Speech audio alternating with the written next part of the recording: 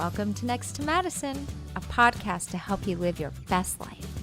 Hey, you're listening to another episode of Next to Madison. On today's episode, we are talking money. I know we've talked about a lot of different financial things. We've covered Bitcoin, we've covered Cardano, we've had financial people on, but this episode is going to be a little bit different. It's actually about how your emotions can dictate your financial success. So what might be reflected in your bank account or your portfolio or your financial freedom can purely be driven actually about how you think and what your relationship is with money. So today's guest has written a book called The Money Nerve, which is how your emotions impact your financial success. And we're going to be talking to him, and I've got tons of questions. I can't wait because I have, in my own life and experiences, have experienced blocks with money and kind of have been able to luckily navigate around those and figure out what was keeping me kind of stuck. And a lot of us just have different emotions.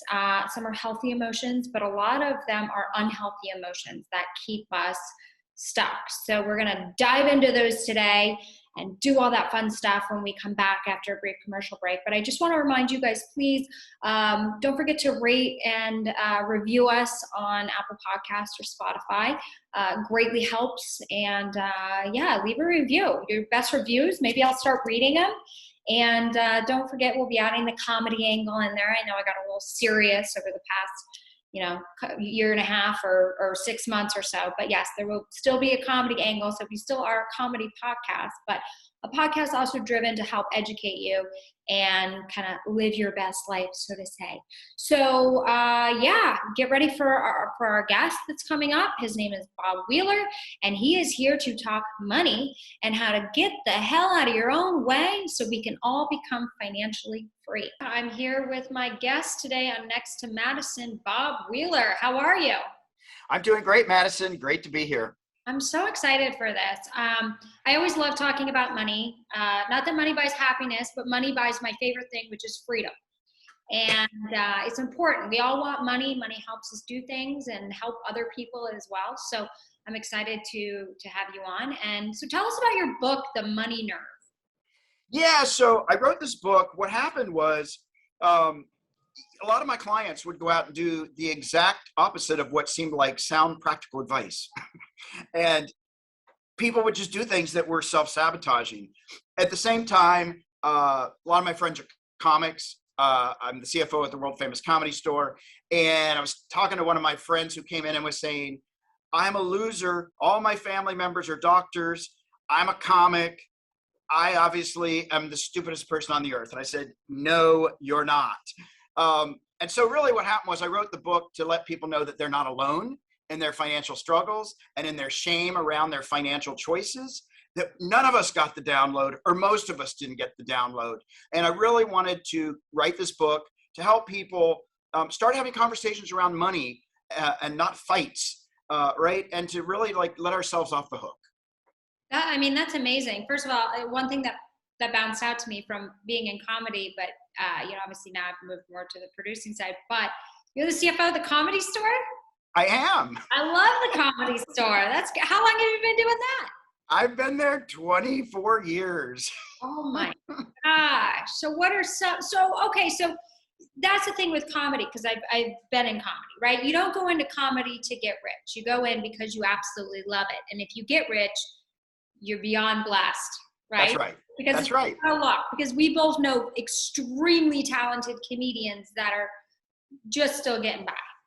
Yeah, absolutely. And you have to do it because you love it.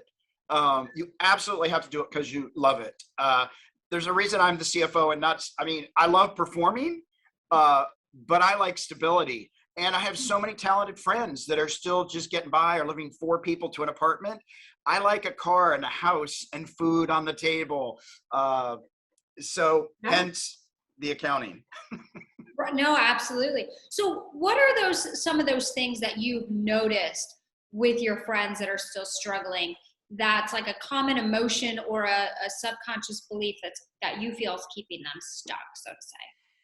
Well, with a lot of my comic friends and my actor friends and my artist friends, for some of them, there's a belief that if they're not starving, then they're not pure artists. Like we have to starve for the arts, the starving artist syndrome. So Yeah. there are some people out there that are, if you're not struggling, it's not pure, which I don't buy into. I don't buy into it either. I don't buy into it at all. And the other thing is, I think there's a lot of people that they go through the motions of, I really want to make it happen. But subconsciously or unconsciously, there's a voice that's saying, it's not going to happen for you. Everybody but you is going to make it. But I'm going to try anyway. I'm going to just go through. I know it's probably not going to happen. You know, when I sat for my CPA exam, just to give you an example of mindset, I sat for the CPA exam. I took a training. The guy said to everybody in the room, if you think you can't pass the exam right now, come up and I'll give you your money back because you're not going to pass the exam. And I said to myself, well, I know I'm not going to pass the exam, but I'm hoping it'll be just enough to get me over. I failed the exam that time, right? Yeah. It's a mindset, and we like to be right, even if it's unconscious. And so I think a lot of people out there, I know better. I know how to save. I know not to spend over what I earn, but I do these things anyway. And I sort of hope that I win the lottery in life. Well, right. I mean, but it so is our beliefs and how we feel about money, and that starving artist mentality. It's like they almost have a shame or guilt absolutely around being successful, but yet they want to be like the people that can just walk into the comedy store and get stage time because they're so well known and everyone's so excited that they're there. They're not struggling. No, they've made not it. at all. You know what I mean? So yeah. So it's getting this kind of getting rid of the shame. So what are some steps that if people are feeling this, or there's other comedians listening to this or artists to get over that? Because I know a girl, she does comedy, she's very funny, she's an actor as well, she's very talented, but I know she's not fully gonna reach her full potential because of her guilt around money. She has this guilt that if I have too much, there won't be enough. And I'm trying to tell her, there is so much money in the world. There is enough for everybody to be wealthy. It is up to you to crack the code, and you are better serving this world with money, because now you can donate to the churches of your choice or the charities. And she's like, well, yeah, I guess you understand. I go, and listen, I'll happily take your money if it makes you feel guilty, because I know I can make, you know what I mean? Like, if that makes you feel, but like, stop holding yourself back. Yeah, I think so many people feel that it's bad to be successful, yet that's what we teach, right? Be successful, go out. And then we all say we want to be rich, but if you ask people, what do you think rich people? They're evil, they're horrible. Really? I know lots of rich, amazing, wonderful, benevolent, kind, compassionate people.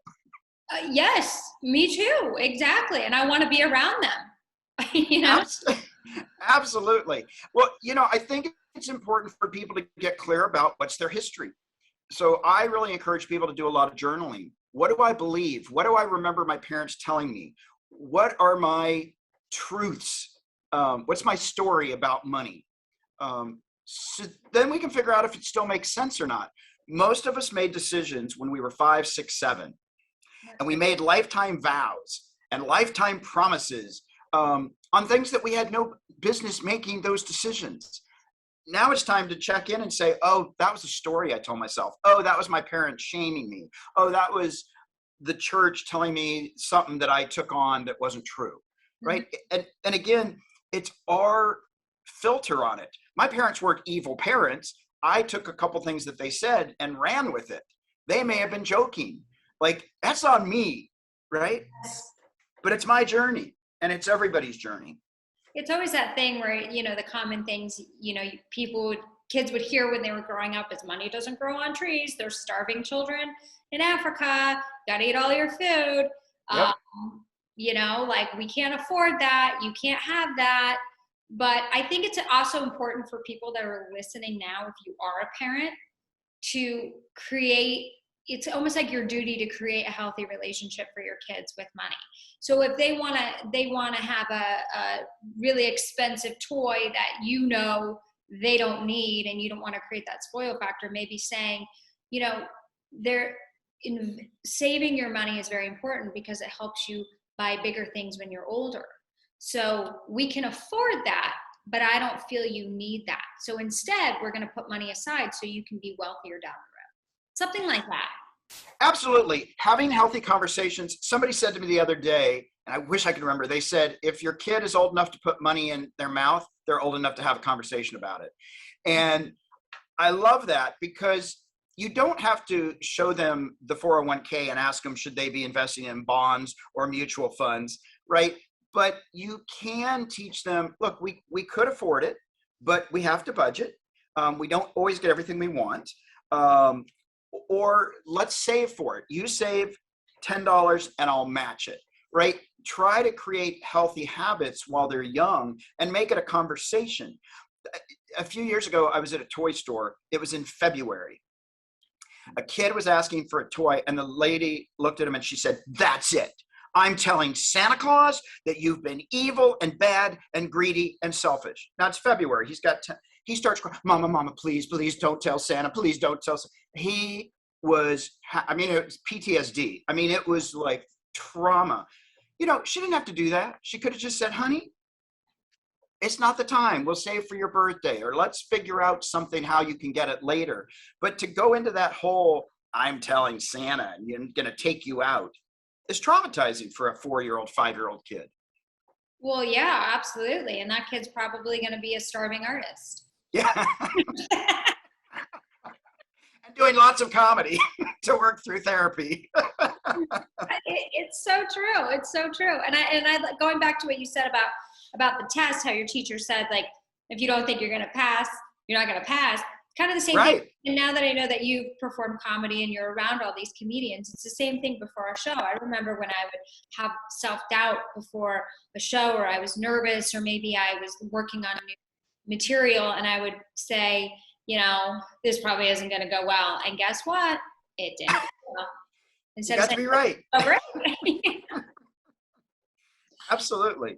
And it's so true. So let's go through, I want you to walk us through like how to have a healthy, because we all know like being broke sucks. It's not the way to live. These are false beliefs. So if you feel like you're struggling with money, or you have guilt or shame around money, start journaling some of the things that happened as a kid so you can start identifying those blocks. But now we really want to move into the positive aspect of money. Yeah. So one of the first things to do is actually get really clear about what you say. So either write things down or have your friends tell you, reflect back to me what I say. So I have an actor friend who was always saying, I'm broke, I can't get my headshots, I'm broke. And I said, well, you just flew to Cabo and that cost $2,000. You just took this, spending spree, and you did this and you did this. Maybe you're not broke. Maybe you're just making choices that don't serve your acting career. And so what we did was we reframed. So once he realized that he was telling himself a story, he'd say, I'm choosing to do something different, right? Once he shifted his reframe, he had his headshots within a few weeks, because he was now focusing on the positive instead of, I'm lacking, or some, it's just, some people will say like, I'm afraid of money and I'll never get ahead. No, I'm afraid of money and I'm learning to get ahead, right? So that we can bridge the gap instead of an either or. Yeah, because I had a thing back when I had started in the entertainment industry where you really kind of go broke, right? I started in finance, so I was used to making more than all my friends when I started, and then I went to making less than all my friends for a while. And there were blocks that definitely came up. And because of watching money kind of go out the door, as my dad called it, investing in myself, you started to create this, it was like this, there was this fear of when I get it, how am I going to hold on to it? Because I kept saying it leave. And so it took me a lot of years. I mean, tried hypnotherapy because I knew that it was my thinking that was doing this, and not that was driving my actions and driving everything of how I kind of, pursued my journey in my career. But yeah, people have a fear that you're going to lose it. And so what do you say to people how to get rid of that? Like the fear part of it? Well, it's a process of starting to trust that you are worthy, starting to trust that you're capable, and starting to trust that the universe will actually provide. Yes. You know, I have acting friends that live on $10,000, $15,000 a year. They are incredibly happy. They trust that housing will come through. They trust that a gig will come through. And I don't know that I'm that trusting. I'd be probably slightly terrified on occasion of living on 10,000 a year, but they're incredibly, it's like, but it's doable. I mean, I see people that live on what seems like impossible funds, and they're incredibly happy. How are they happy if they're always struggling? Well, they don't see it as a struggle because they're grateful. So for me, one of the things, and I traveled to a lot of developing countries. I've been to several places in Africa. I've been to Peru. I've been to South America. I've been to a lot of places. The thing that really flipped me out was how happy they were.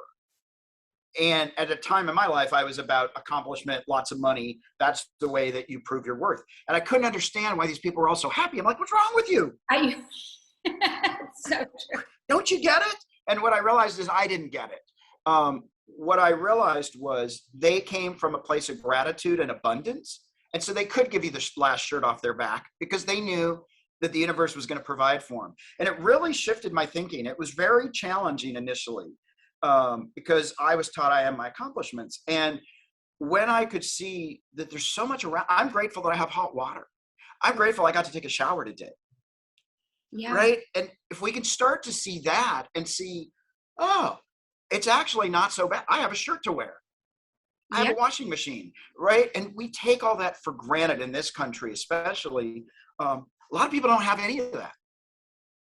Yeah. And when you can start to see, so for me, when we can start to come from a place of gratitude, everything else will shift. Yeah, I've done an episode on gratitude with a friend of mine who owns a wellness center, and it was a big thing. And I had said in that, and he was saying it too, that it's kind of like if you give somebody a gift and they're not as excited as you are about this gift, like you were so excited to give it to them, and then it was just kind of like oh, thanks. It kind of sucks the joy out of it for you, and you don't want to give them a gift again. You're not going to go out of your way because the emotion it made you feel just shitty. So I said, well, maybe that's how God or the universe or whatever you believe feels when you're not grateful for all the wonderful gifts he's giving you. Yeah. And maybe that is the key ingredient of why gratitude is so critical. It is. It's so important. And even in that example of giving a gift, ask yourself, why am I giving the gift? So I get to feel better, right? Or am I giving it to them because I think it's really what they need and want? And so like really looking at, oh, why am I disappointed? Oh, because I didn't get to be amazing and I didn't get to be the best thing that happened to them today, right? Instead of, here, I thought you needed this and I'm not attached to the outcome. That's a good way to think about it too. Maybe God thinks about it that way because we are very ungrateful people most of the time, right? A lot of times we are. We're very entitled, and at least I can be very entitled and sometimes ungrateful, but I really do nurture the gratitude on a daily basis. Yeah, the gratitude's key. Yeah, it's definitely key. It's so funny for the listeners that could hear a truck go by. Yes, I'm in Saranac Lake, working remote, enjoying life. Very grateful for my family for buying property up here. Very, very grateful. I have terrible lighting, but I'm very grateful that I have a roof over my head. And you've got internet. So I have internet. And why I'm here in this horrible light, it's like, whatever, is because the internet's more stable than it is at the house. So I said, you know what? I'm going to go and do this. I'm very grateful that we can at least connect. And I'm grateful that I'm older and I don't give a shit how I look as much anymore. Like if I was in my 20s, I'd be losing my shit right now. Oh my God, look at how freaking pale I look. Oh my God. Yeah, you have to bring a backdrop and oh my goodness and do that. Yeah, you look great. Oh, thank you. Well, thank you. Likewise, Bob. Okay, so what are the emotions? What are 3 emotions to be specific that will bring you that that kind of equate to financial success? Yeah, worthiness. Okay. Gratitude. And for me, the 3rd emotion is empathy. Okay. I think that again, having gratitude opens us up to success because we can see all the possibility, and we're grateful for the little wins as well as the big wins. And we're grateful for the setbacks. Like we are grateful as life comes to us and look at things as lessons. I think empathy is important because it keeps us connected to human beings, and it's related to gratitude. I think if we just get so focused on, I got to make lots of money, the whole point of making money for me is to be of service. And so if I can't be of service, I don't feel like I'm fulfilling my purpose. And empathy is a big part of service. I may not understand why somebody's in the situation they're in, but I can have empathy for that they want to be in a better situation. And so I think empathy is so important. And well, God, it's so early in the morning for me. Gratitude, empathy, and worthiness. And that's the other piece. I don't know if you're familiar with Brene Brown. Brene Brown is this research woman who tried to like research emotions so she could control everything. You know, she was a control freak. It's hilarious if you haven't heard her talk about vulnerability. But one of the things that she talks about in her research, when she talked to people who were happy and who felt successful, the one thing that was different between them and everybody else is that they thought that they were worthy. And so it is that mindset piece of saying, yeah, I deserve this. I deserve financial success. I deserve to live a happy life. And I'm grateful for everything that comes my way. And if we don't believe that we're worthy, we're always going to take ourselves out. Yeah. We're always going to take ourselves out. It's so true. So you had talked about your broke friends. I want to hear about your rich friends. Yeah. How are their mindsets different that you've noticed since you've researched this? Well, one of the things that I've noticed with my wealthier friends is they still watch their money. They are not just like, oh, spend, spend, spend. They're paying attention. They're tracking it. They know, okay, I can spend $100,000. I can spend $1 million, and then I'm stopping, right? They know their benchmarks.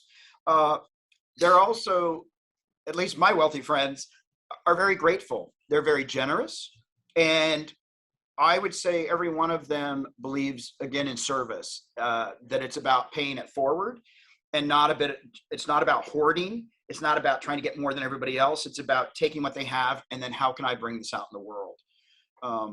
And so I think most of them really embody the worthiness, the gratitude, and the empathy. And really service is a big piece of that.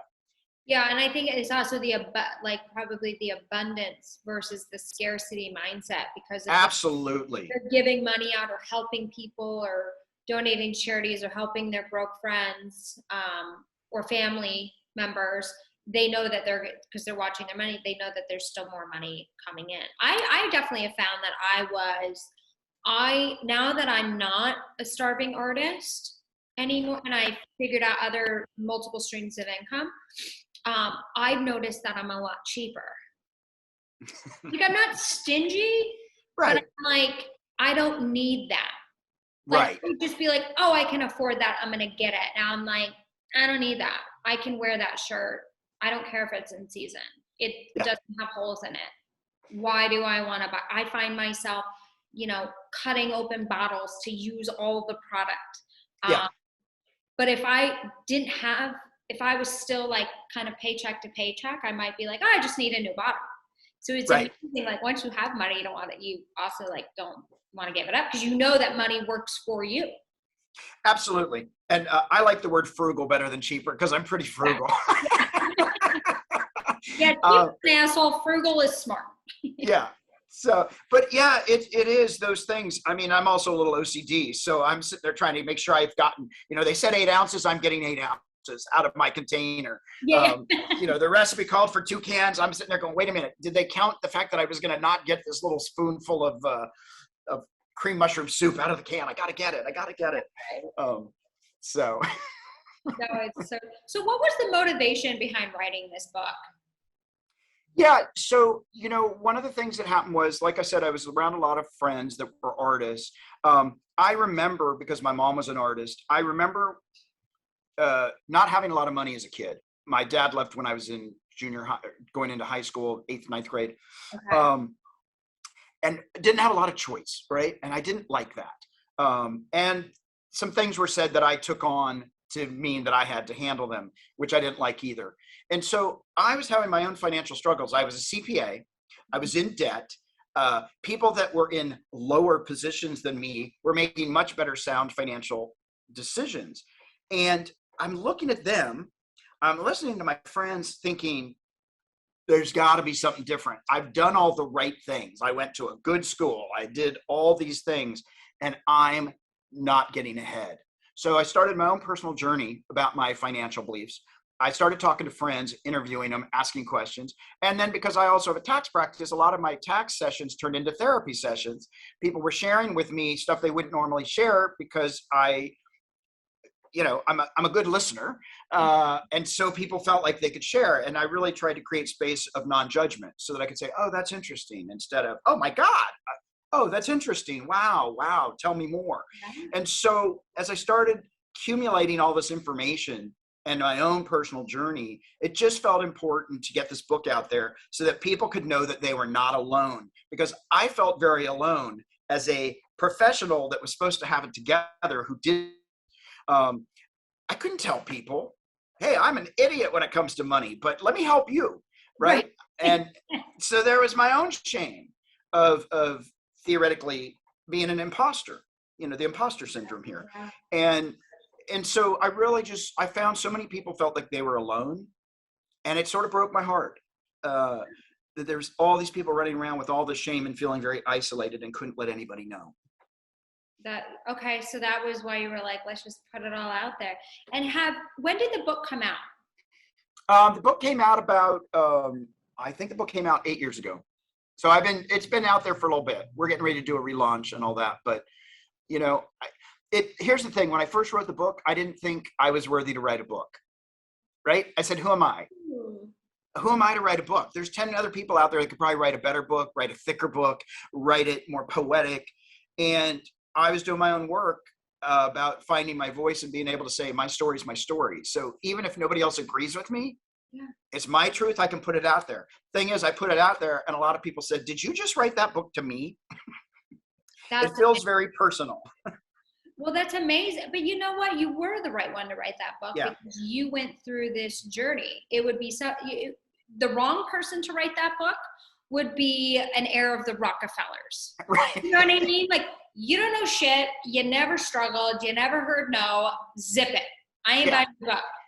Exactly. Do you know what I mean? Teach me something else, right? Like when I read a book called How to Stay Wealthy in the Lucky Sperm Club. That's exactly. Yeah, it's something like 44% of billionaires inherit their money. Wrong parents, wrong sperm donor. Exactly. I wish that, but it was, my dad is a CPA as well. And he told me, don't major in accounting, major in finance. I said, why? He goes, because like what I do, people will ask me for financial advice. I know finance inside and out, but I just can't charge as much. And it drives me nuts. I was like, oh, God. He went through that too. And I saw with my dad too, some things that when I was finally able to kind of break through some of what I would call blocks. And I would hear him, and he does well, but I think everybody wishes they could do even more. You're never going to be satisfied. So I would hear him talk about certain things, and he's a baby boomer. And so I would say, don't say that. Stop saying that. That's negative. And it took a while for him not to say, what are you talking about? To actually stop saying it. Yeah. And I don't hear it, but I will actually catch him say something. Like we'll pass, we're up in the Adirondacks, right? We'll be out on the boat and we pass this like big mansion. And when I see a big mansion now, I say, that's awesome. I want to meet them. I want to learn how they got that house. I want to hear their history and their story. I want them to teach me how they did it. That's my thought now. Yeah. His thought back, he hasn't said it for a while, but 2 years ago, he would drive by and he would be like, oh, must be nice. And I was like, that is negative. That is a negative thought. You just downed yourself that you can't have that. And that is the most ridiculous thing. And so he's trying to get better. But I think it's like you have to train your peers, almost your peers and your parents, and that's your way of kind of giving back too. Absolutely. And that's when I was talking about having people hold you accountable and listening to your words. It's exactly that. It's exactly when you see that mansion going, cool, I'm going to have one too. Like, I want to be around successful people because I know that it's coming for me too. I don't want to be around people that are like, life sucks and no, I want to be around the winners. I want to be around the people who see the possibilities because I see the possibilities. Well, they do say you are some of the top 5 people you hang out with. I think there was a comedian that posted something on his Instagram. He was actually a comedian. He started with me. He's been able to get out of his own way. Maybe he never was in his own way. He was just born with this amazing confidence, and he's had success. Yeah. And he put a quote up there that said, "Show me your top 5 people you hang out with, and I'll show you your financial future." And I'm like, that is so spot on. Because if you're surrounding, not saying you can't have poor friends or you should only have rich friends. That's not what we're saying. We're saying the people that you keep. Because if you're in a entrepreneurs or people that focus on success or positive people, your conversations are around opportunities, not around how broke you are. Yeah, absolutely. My first mentor, CPA, said to me as I was getting ready to pass my CPA, not after that training, but later. And he said to me, he goes, you're gonna, friends are gonna drop off and you're gonna meet new friends. I'm like, no, they're not. I'm keeping everybody with me. Everybody's coming. He's like, no, they're not. Everybody's not coming with you. Because what happens is you do start to have success. And then people say, well, why did you get that? Why are you so lucky? Well, I worked hard. Somebody said, well, you're so lucky you're a CPA. Well, I actually had to go to college. I had to sit for this incredibly crazy exam. And I have to do trainings every year. Maybe there was some luck, but I also put in a lot of hard work. That's a really hard exam. Yeah. And so, it is true that, we don't get to bring everybody with us. We get to pick and choose. And some people aren't along for the ride. Some people can't be. Here's the thing that I would say to people out there. When you have financial success, yes, some people are not going to be happy. Some people will actually not be rooting for you. Do it anyway. Like, don't worry about those people. But I think for a long time, I worried about those people. And so, I better not be too sick. Let me be really quiet and no, I'm going to show up. Yeah. You don't like it? Have a good day. Bless you. Go in peace. Right. Well, as they say, the more successful you get, the less friends you have, which is hard for people to accept. But you know what? At least you know who's really there for you. Yeah. And it's that old thing, it's lonely at the top, but wouldn't you rather be at the top? It's a great view. You know what I mean? Maybe lonely, but at least you know who's there for you. Yeah, absolutely. Absolutely. But you're in Hollywood and you see a lot of, your friends with a lot of famous people and you see a lot of famous people. And that must be hard too, because a lot of those people actually don't realize who's actually their friend and who's just with them for the opportunity or the money or, so that's another level. So it's not like you get rid of your financial blocks, you reach the success. It's amazing. There's other problems that come with it, but it's how you view those problems, because you can have a bookkeeper to pay your bills. You can have a great financial advisor. You can invest in side businesses, all that stuff. But but that is a thing. Have you dove into that? Maybe that's another book. Yeah, it's interesting. I do, and it might be another book. It is definitely an interesting concept. And I do have a lot of friends that have a certain amount of notoriety. But when we're together, we're not talking about oh my God, you're in that movie. I don't even we're not talking about any of that stuff because I don't care. They don't care. Right. We're just talking about connecting. But I do think some of those friends have to keep their guard up. They can't have their addresses made public because they've been stalked. I mean, there's some serious ramifications for being famous, right? You do have to be careful and responsible.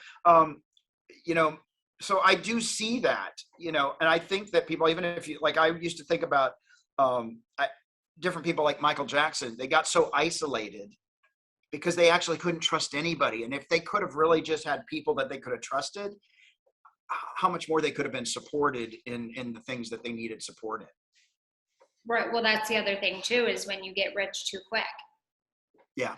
Another thing. But yeah, and I think that kind of goes to the issue of money is not going to solve your problems. No. But it's going to make your life a lot easier and give you that freedom. So if you're thinking it's going to solve all your problems, you're probably going to be broke again. Yeah, I mean, with financial success, there's responsibility, right? You do have to learn to say no. You do have to learn how to set healthy boundaries. You do have to learn how to advocate for yourself with lots of money or not lots of money. Yeah. Those things are important. And if you have, when you have money, it amplifies who you are, positive or negative. It's going to amplify. So if you don't learn how to be responsible, you won't be responsible. Yeah, that's an absolutely great point. But yeah, I think if people just woke up every day and just said, there's plenty of money, I deserve it, I work hard, I'm going after it. But it's the old thing too. Hard work doesn't always equal money. It doesn't. Because I have a maid that works extremely hard. I just made myself sound a lot wealthier than I am. I have a housekeeper that comes, but she's a very hard worker. Yeah. She works so hard. Yeah. Like she's amazing, but she's not wealthy. Yeah. So it's not the hard work. It's not the hard work. That's what we were told. It's not the hard work.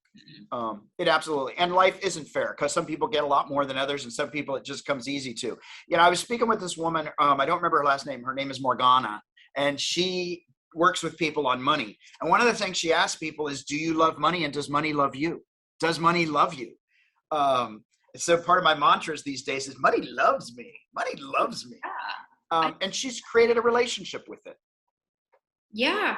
I mean, I just had a thing today where, I had a money worry. It wasn't a lack of money worry. It was where to sell certain shares at. And should I sell it at that price? And then if it went into fiat, where do I put it then? Or do I just leave it there? So that's a different layer of, do I put it in the market when I think there's a huge crash coming? Do I leave it in an interest-bearing account, decentralized? You know what I mean? So there's always going to be, but yes, I now believe that money, I have to. I have no choice. I don't want to live struggling like I did for so many damn years. No, and there's no need. But even the stock market is emotional, right? Because you're trying to guess, is this going to be the right time? Yeah, right. I know. And then you sell it, but everyone says, don't be upset about a trade you made money on. I mean, I just got a notification that we went on that one of my orders was filled. I tried to push it, which is great, but I tried to push it to where it would kind of hang for a couple days. But the price went up like $3 within 30 minutes. Yeah. And boom, it was filled. And I was like, okay, now I have to, this is all right before this podcast. Now I'm like, okay, now what do I do with this cash? Right. Oh my God, worst problem. Problems to have. Everyone's probably like, no. But it's like how to invest it properly. You know what I mean? Yeah. And here's the thing. Just because you have money, right, you still get to have problems. And I think that's another thing. People, if I have money, then I can't complain about anything. Well, there are still challenges. And you still get to have your challenges, and they're still your challenges. Exactly. Because now it's like, I don't own a home. Like I'm trying to save for like a home eventually, So it's, it's not like I can sit here and be like, oh, I have all the money I've ever wanted. I'm not even close. Right. God, no. But I'm able to I have no debt, and I'm finally able to, I wish I had your book 10 years ago. Well, 8 years ago, since you didn't write it. Well, let me ask you this. Do you feel guilty that you have a housekeeper? No, I don't, because I work 2 to 3 jobs. Yep. By choice, like I have side hustles. And I don't have the time to spend 4 to 5 hours cleaning my place. Yep. I would rather work another job. Right. And like do comedy at night or do my podcast. So I absolutely don't. And it's not as expensive as some might think. Yeah, and it's awesome. Listen, when I was completely broke, the one thing I had was a housekeeper that came once a week that changed the sheets and did my laundry and cleaned the house. And I got to come home on a Friday afternoon and have an amazing, sparkly, clean place. And it was worth it, even if I had to eat, ramen noodles for 2 extra days. That was the best money I ever spent. That was when I was living paycheck to paycheck, like doing temp jobs. I still had a housekeeper. Yeah. Because I put that in the budget. I was like, this makes my life happier and easier, and eventually I won't be living like this. Yeah. So yeah, it's all about kind of prioritizing. You know, some It's people prioritizing. some people like it's just what makes you happy. Like some people want designer bags, and some people want Botox. Yeah. Facials. I want a housekeeper. I want a housekeeper and Botox. Oh, there you go. Okay. And a Okay. facial. I don't live in LA, but I sure sound like it. Yeah. You'd fit right in. No. I'll buy my shit at Target, but I'm definitely not putting anything on Target. from Target or Target, unless it's a Target. Yeah, Make it French. Right? Make it French. Exactly. Absolutely. So what do you think the next, so why don't we do a fun little segment? Why don't you just ask me some questions, and you can maybe like identify if I have any blocks left with money, because I'm nowhere near where I want to be. I'm just not paycheck to paycheck anymore, and that makes me very happy, and things are starting to move. Yeah. What's the, how much money in your bank account before you start to panic? Like when it drops to a certain amount? Like, do you just like to be not overdrawn? Do you like to have 5,000 in the bank? Do you just never look at it? I don't, this is gonna sound really weird, but I don't like to keep a lot of money in the bank because the dollar is pretty much worthless. Yeah. So I never keep more than $100 in my checking account. Okay. And do you? I always pull it right out and invest it or put it into other more interest-bearing things that I can grab for cash. But the bank is useless for me. And when you look at your money, when you look at your investments, when you look at the different things, do you look at it from a place of, oh, it's exciting today and you're curious? Or is it a place of, oh my God, I hope I didn't lose any money? Or what's it going to look like? What's the energy that comes in when you go in and look at all that stuff? Excited because I'm not planning on selling anytime soon. Okay. So actually, for a while, especially with the crypto market, they were calling them bloodbaths when they would just crash and burn. I remember sitting at the gym and I'm looking at Binance and I'm going, go down, down, down, down. Why? Because I had a limit buy order in and I needed to hit the buy because that's when you go shopping. So that's no, right. I actually like downturns in the market right now. If I was 65, I wouldn't be saying that, but I'm not. So I actually get excited about it because that means I can put more money in and buy at the price I want to buy it. So no, I'm enthusiastic. That's awesome. Are you worried about your retirement savings and the money that you've put away for your future? I'm not worried about it. I just know I have a lot of catching up to do due to the choice I made to become an entertainer, which I wouldn't change for the world. But I also know based on the plans I have and the different businesses I've gotten involved in that I'll easily be able to catch up. And with my finance background, there's something called the defined benefits plan. And that will allow me to catch up as I had contributed since I graduated. So no, I don't have a fear as much anymore. How often do you talk with people about your personal finances, with friends? Do you talk about it? Do you ask them about finances? Or do you engage in those conversations? I do. It depends on the friend. I like to talk to my friends that maybe I wouldn't talk to about traditional finance, about crypto coins, because I'm very excited about those. And I feel there's a lot of opportunity for people to make money, and I want to see everybody succeed. So I do talk to them about crypto.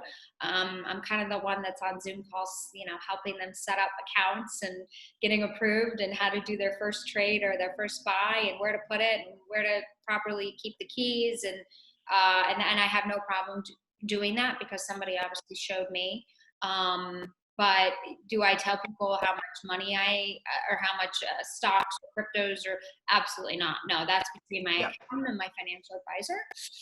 But I do like to talk about certain exciting investments because I want them to be involved. So it's not a bragging thing. It's you should get involved in this thing. You do this too. All right. You're out with 3 friends. You have a grilled cheese sandwich. Your friend has the lobster, a bottle of wine. The other person has extra dessert. How do you split the bill? You're 3 ways. Like you would just split it. You just divide it by the number of people and call it a day. You're not going to worry that they had lobster and somebody else had dessert and you just had a salad. No, because I can't stand those people. If you go out, you ordered something more expensive. You chose to be at that dinner.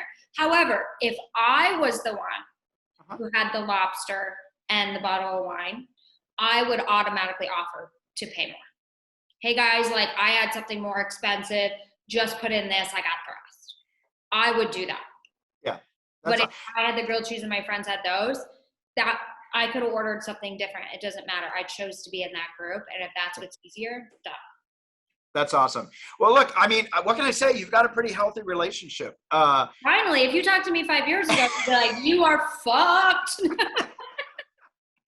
That's awesome. And can you tell me though, do you remember the pivotal point where the light clicked on and you said, you know what? This old way is just crap. The pivotal point for me, because I knew all the right answers, I felt like I had read the self-help books, The Secret, listened to Tony Robbins, done those different things. The pivotal point for me was when I paid off my debt. And instead of paying my debt, I was actually paying myself. And when I started investing was when everything clicked. There wasn't fear. In fact, there was opportunity. And that's why I think the biggest thing you can do for yourself is pay off your debt. The unhealthy debt. You don't have to like rush and pay off your mortgage, but pay off the debt. I think because that's when everything changed. When I was finally paying myself versus my credit card. Yeah, and even though you haven't said it, it feels like there's the big trust word in there. There was something where you trusted. It feels like that you trusted you were on the right path, or you trusted that, you know what, it is going to work out, or, oh, I do have this. There's somewhere where you trusted yourself that you were going to do this. Yeah, and I think that opportunity started coming because I wasn't like as nervous and freaked out about money anymore. I knew that I was finally starting to be able to save, to catch up in my retirement funds that I wasn't able to contribute to over the years. And all of a sudden, opportunities just kind of started showing up. I started investing in fun things. I started taking more risk. I realized I actually during the pandemic, I had moved home with my parents and put my stuff in storage in New York. That was the best financial move I ever made. I mean, it was amazing because I could now invest all my New York City rent money and housekeeping money into different things. And I was like, oh, this is great. And I think, and now I'm going to be going back to New York. And I'm excited for it, but I'm not excited to not have that extra money in the account. But I also realized that my worst fear back in the day was having to move home with my parents. Was no longer a fear. And in fact, I enjoyed it more than I probably should. That's great. And so because I don't have that fear, like, oh, the worst thing is I have to move in with my parents. Like, that was actually pretty fucking awesome. So now I have no fear. So that's where the opportunities are starting to come now. Like now I've got I'm going to move back to New York. It's going to be great, but I'm moving back in a much healthier mindset and healthier financial position and, things of that sort. Well, the other thing as I'm listening to you is I'm very aware that whether these are the right words or not, but there's a way that you don't take yourself out. Like you're not punishing yourself for past choices. You're not like, oh my God, how that was so stupid. Or there's a place where you're actually just being really kind to yourself and really just saying, okay, that's what happened. Here we are now. Oh, we're going to go live with parents. Not so bad. Like you're actually not beating yourself up and you're actually being really kind to yourself, which I think is what most people should really work on, is being a little bit kinder to themselves and don't take yourselves out. Sure. But I'm also not on my period. So that's a big difference. That'll do. And I only had, and the other difference was the choice was to move home with my parents. I didn't have to. So I was, that's right. Too. But now I kept telling my dad, I was like, can I live with you forever? And he was like, no, absolutely. No. And I'm like, because this is really great for my portfolios. Like, I really like this. Like, I have no shame in living with my parents. It's like, I don't. Like, I actually love it. I'm really sad to leave. Hey, it's nice that you love your parents, that you enjoy being with them. Some people, not so much, I know, and I'm very lucky for that. It's kind of But no, I'm excited to get back on my own, but I'm definitely going to be like, I know I told my dad, who's a CPA, and I said, can I just keep my address here? The taxes are a lot lower than New York. And he goes, it depends on what you're going back to New York for. Yeah. If you're going for a full-time job, you cannot do that. But if you're going back for a one-off project, and I was like, oh, I'm going to go back for that. Yeah. New York definitely has the taxes. Oh my God. That's why I was like, my full-time residence will stay here. And then I'm just going to go for there and come back. Like, I don't want to make it my full-time residence. No way. Yeah. We're getting slammed in California too. We do. I think New York and California compete over who has the highest tax. I'm like, really? Jersey's up there too. It is. I'm like, why would anyone, I'm like, oh my gosh, if I could move to Texas or Florida full time. Yeah. I only spend 6 months there because I can't stand the summers there. Yeah. Gets a little hot. Gets a little hot. I know, but it's like once you, but that would be my advice. And I think it'd probably be yours too, is the best thing you can do is pay off your debt. Absolutely. Pay off your debt and pay yourself first. Yes. Like find the balance. What's the amount that people should pay themselves? Is it 10, 20, 30? I think that, for me, it's 20 to 25% of gross needs to go to me. Okay. And then when I first started, and I work with people on this as well, but when I was first getting out of my debt, because, you get out of college and everybody hands you, like I had I don't know, $50,000 worth of credit cards. I'm like, oh my God, I have an extra $50,000. It's free money. You got to use every penny of it. So as I was getting out of that mess, I literally froze my credit cards. I put them in a Tupperware and froze them, took everything out of my wallet. So because if I needed them, I knew I had to microwave them and ruin the magnetic chip. So, or I had to melt it and it was going to take effort. So I literally froze my credit cards and only had an ATM card. But I learned, for me, I needed to cultivate the habit of saving. So I saved. So if I had $100, I would pay down $50 and save $50. Now, some people would say, but you're paying that interest. I was cultivating a habit. I needed to learn to save as well as pay down debt, not just pay down debt, because then it felt endless and, impossible. But if I did both, oh, look, I'm starting to build up. So I really think it's important to cultivate that habit of saving and putting money away for yourself. No, that's really great advice. Absolutely. Because it's a good habit. Because I know that I started feeling better when I was doing that, like being able to put more away, and you feel more confident. I felt like it definitely helped my confidence. And also the other thing that I've learned too is for me, it's starting as wanting to be, a big comic or a big actor. And then it went into more like kind of creating and producing, which is more doors have opened for me. So I'm like, oh, I'm going to put more energy there. Was also not having to rely on one income. Yeah. Not relying on Hollywood to provide me a lifestyle. So I think it's important, whether you're an actor or not, to always have some sort of side hustles or some other type of job, because when you're not, I feel like the most dangerous place you can be in is dependent on one thing. Because you could have a great TV show for 4 years and then it gets canceled and you've adjusted your lifestyle and now you're back in the same position. Like, I never want to be dependent on Hollywood ever. Yeah. I want it to be extra stuff, but I don't want that to be my sole source of income. And I had several clients that happened. They were making $1 million a year, $200,000 an episode. And I kept saying, don't live like this is real money, because you're living in a bubble. And a lot of them lived as if that was going to happen forever, and their show gets canceled. And then they had to sell the house, sell the RV, and back to a 1-bedroom apartment. And they just got a taste. And to me, that's even more painful.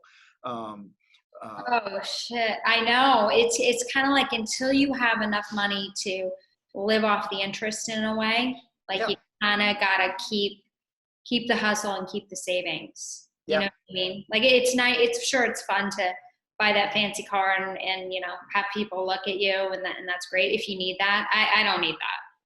Yeah. I would have needed that 10 years ago, but now I'm like, no, I don't care. The poorer the people think I am, the better off I'm actually. going to be. Absolutely. You know what I I mean? absolutely agree. I agree. Like I'm gonna drive like the shitty car, and my friends are gonna be like, "Don't you do like kind of well?" And I'll be like, "Yeah. Why don't you buy a new car? This car works. Why would It I buy a works. new car? Like, It works. I'm trying to impress. Yeah. Somebody that's gonna ask me for a loan? No. You know? I used to hide my Lexus because when I'd call the repair people, I would hide my car because I didn't want people to know that I had a luxury car.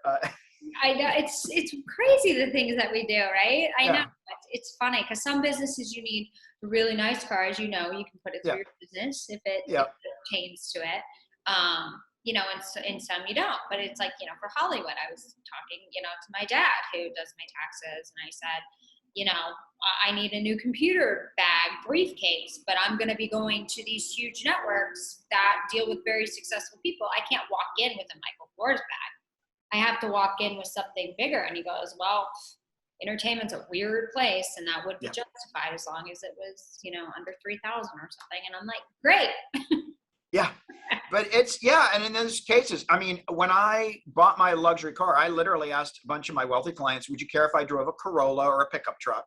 Because I had a pickup truck, or a fancy car. And they all said, if you're not driving a Mercedes or a Lexus or something, I want my accountant to be as successful or more successful than me. And I said, what if I'm being practical? They go, I don't want practical. I want to know you're successful. And I want to see it. That makes sense. If I showed up to my financial advisor's home or to the office in New York, nobody drove a car, but I was in LA and they drove like a shitty car. Yeah. I would start to question why my money is with them. Like, exactly. But if they're driving like a Maserati and I agree with their fees, I'm going to be like, yeah, I'm with the right person. Yeah.